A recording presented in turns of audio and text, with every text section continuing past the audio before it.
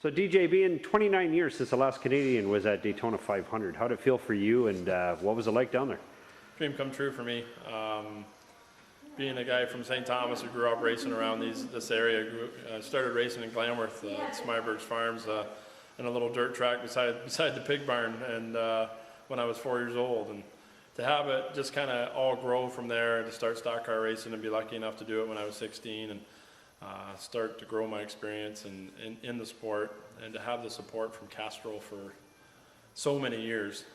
I mean, my whole career, they've made me who I am today, between them and my dad. So my dad's been a big part of my career, and just to be able to say that we, used to sit on the couch and probably watch the Daytona 500 for 30 years with my dad every Sunday in February. It's a ritual. It's kind of like it's our Super Bowl, and we watched it, and then just to it's kind of surreal to think about that we were actually part of it, and finally made it and got a chance to race in the Daytona 500. So just a very fortunate, lucky person, and a lot of people behind me to make it happen over the years, and I appreciate everybody's help that made it happen. What was the feeling like on the introductions when you walked down the ramp and they had the fireworks going off, your son's on your shoulder? Yeah, it was... what was it like? Hard to explain.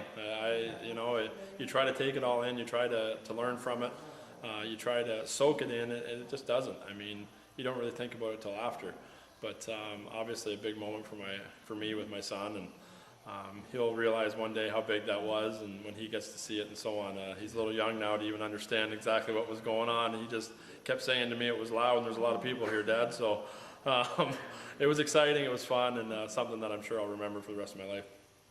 Any of the legends, the big names in the racing, did they come up to you and welcome you to the race? I've been down there so many times racing with the Xfinity Series and the Nationwide Series and so on over the years. I've got to know quite a few people, and a lot of them were very, Brad Keselowski was one that really congratulated me and said, you don't realize how huge it is. You guys did a really good job, and being a small team and so on, being able to do that, that meant a lot to me. Cole Pern from Mount Bridges, that is the crew chief for Martin Truex. He texted me that night and said, great job, guys, and kind of fun growing up racing with him here at Delaware.